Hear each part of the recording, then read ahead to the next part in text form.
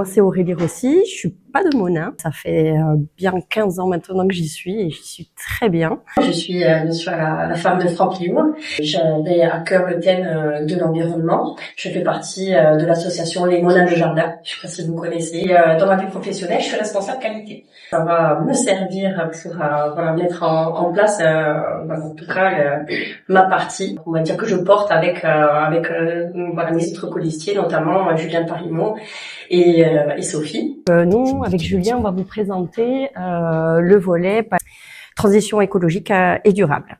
Donc moi, je vais me focaliser surtout sur Ville et Villages Fleuris. Un label sérieux qui va avoir 4 volets: améliorer la qualité de vie des habitants, valoriser le patrimoine paysager et végétal de la commune, et respecter l'environnement et favoriser le tourisme. Donc à l'issue d'une évaluation, la commune sera catégorisée avec soit 1, 2, 3 ou 4 fleurs. Et bien sûr, plus on a de fleurs, plus l'investissement de la commune pour ce label sera valorisé et on aura beaucoup plus de visibilité. Donc ce label, vraiment, qu'est-ce que c'est? Ça va être de mettre en place des actions. Mais en gros, on va vraiment se focaliser sur la sensibilisation, que ce soit des jeunes, mais aussi des moins jeunes, à travers des parcours pédagogiques, des ateliers, la création de classes en plein air, notamment avec Julien. On va essayer aussi de créer des îlots végétalisés. Alors ça pourrait prendre plusieurs formes, soit des mini-jardins, soit des jardins partagés, de la végétalisation urbaine. Ça va pouvoir prendre beaucoup de formes.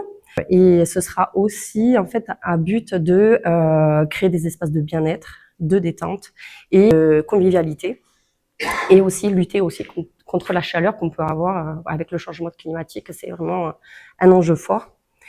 Et bien sûr, pour faire tout ça, là aujourd'hui, on a des actions en tête, mais on va vous faire participer. On va vous demander votre avis, soit en tant qu'habitant, soit en faisant appel à des associations comme les Monins de Jardin, Biocasao, les Rondins des Bois. Bon, il y en a plein sur Monin, donc il y a vraiment de quoi faire. Et voilà, on va essayer d'obtenir ce label parce que ça sera vraiment un beau projet, en tout cas, et qui s'implique pleinement dans cette transition écologique et durable.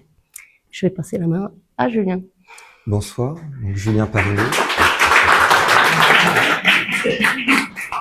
Ne m'applaudissez pas sur mon prénom, il n'y a rien d'extraordinaire. Donc Julien Parimont, je disais, professeur des écoles sur l'école de Moninbourg. Donc peut-être que je suis un visage connu ou méconnu, peut-être plus méconnu que connu. C'est ma deuxième carrière puisque dans un premier temps, j'ai été ingénieur en environnement. Donc c'est pourquoi cette thématique me tient à cœur plus particulièrement. Me concernant, je voulais vous présenter plutôt la partie protection en axant mon discours sur 4 sujets et puis simplement en évoquant les autres. Si vous avez des questions après, de toute façon on aura un temps d'échange, donc n'hésitez pas à revenir vers moi et vers nous de manière générale. Au niveau de la protection, donc l'idée ce serait de créer une charte de l'arbre. Cette charte de l'arbre, elle a pour but dans un premier temps de référencer tout ce qui est le patrimoine arboré de Monin, dans le but de le protéger, de le valoriser et puis aussi de l'augmenter, de le développer. L'idée de cette charte, c'est dans tous les projets qui incombent à la mairie et également avec nos partenaires, c'est d'intégrer véritablement l'environnement dans ces projets et que ça soit pas simplement une variable d'ajustement. Cette charte, elle aura pour objectif de définir les principes de gestion du patrimoine arboré, donc le choix des espèces, par exemple, quand on va faire des plantations, qui soient adaptées au sol et au climat. Et forcément le remplacement et comment on le fait quand il y a un abattage. Faire aussi un inventaire et une mise en valeur de notre patrimoine arboré en créant des sentiers pédagogiques et en accompagnant les associations. Construire et renforcer la biodiversité en augmentant le patrimoine arboré. Donc faire forcément des nouvelles plantations. Alors bon, je fais un petit tips, juste là, moi j'aimerais bien qu'on plante un arbre pour chaque enfant né sur la commune, voilà, chaque année. Donc cette charte elle va être importante aussi pour tous les projets qui vont être mis en place au niveau de la commune. On aura à cœur de la faire respecter. Et donc pour ça, on va aussi créer une cellule vigilance environnement. Donc Donc il y a cette partie-là, voilà, de faire respecter la charte de l'arbre, mais il y aura aussi une relation avec les référents de quartier. Toutes les problématiques écologiques qu'on peut avoir, les incivilités, mais aussi d'autres problématiques pourront être remontées au niveau des référents de quartier et il y aura une personne dédiée au conseil municipal pour gérer ces problématiques. Il aura à cœur d'obtenir une réponse à chaque problématique. Autre point que je souhaitais évoquer avec vous, c'est la cellule vigilance environnement. Alors Eugène reviendra vers vous au niveau des référents de quartier, pourra travailler en collaboration avec ces référents de quartier pour remonter des informations et surtout œuvrer sur les problématiques environnementales. Je pense par exemple à des dépôts de déchets sauvages. Ou alors dans le cadre de projets, cette vigilance sur justement est-ce qu'on respecte la charte de l'arbre, est-ce qu'on respecte la notion d'environnement dans les projets qui seront menés sur la commune. L'idée, c'est de vous éclairer sur ce sujet-là et de telle façon que, comme le disait Bertrand tout à l'heure, que ce ne soit pas la position du maire, mais ça soit la position des Moninchons avec l'éclairage qui vous sera apporté via les associations, via les industriels ou les informations que nous glanerons également de notre côté. Donc cette notion de démocratie participative. Et pour voir des enfants arriver au collège, ils viennent en voiture. Et l'idée, ce serait dans un premier temps d'équiper en mobilité douce le centre-ville et ses abords. Aujourd'hui, il y a un projet qui est porté par la CC en partenariat avec la ville de Monin, mais qui nécessite certainement encore d'être travaillé de telle façon d'évoluer vers cette mobilité. Et peu importe les coteaux, on sait aussi monter et pas que descendre ici. Quand on parle piste cyclable, c'est sûr, on pense vélo, mais il y a aussi d'autres aménagements à côté.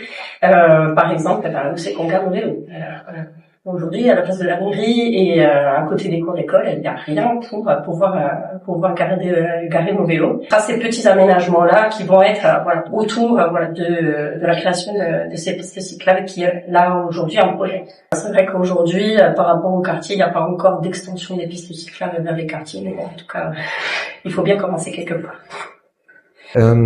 Autre point, et là je vais passer plus rapidement, c'est la lutte contre les espèces invasives, aussi bien moustiques tigres que frelons asiatiques, par des ateliers, par des sensibilisations qui sont menées, des zones à pollinisateurs sur espace enherbé. Donc là, ça rejoint l'idée de végétaliser, mais également d'avoir une notion de protection pour les abeilles notamment, et puis l'entretien, la réhabilitation des sentiers ruraux en partenariat avec les agriculteurs, de telle façon de maintenir un accès pour ce type d'utilisation. On peut aussi privilégier le lien avec les enfants, avec nos agriculteurs. Des rencontres pour justement leur faire prendre conscience en fait de la saisonnalité des cultures et du cycle des plantes. Et aussi du bien manger entre guillemets, parce que forcément la transition écologique passe aussi par là. Ensuite, le deuxième axe, ça va être l'augmentation de la part du végétal. Donc ça va être forcément création des îlots de végétation, que ça soit à la place en ville impériale ou dans les cours d'école.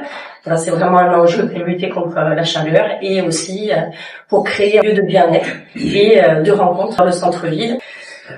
Voilà, je vous remercie de votre écoute. Si vous avez des questions, n'hésitez pas à venir nous voir.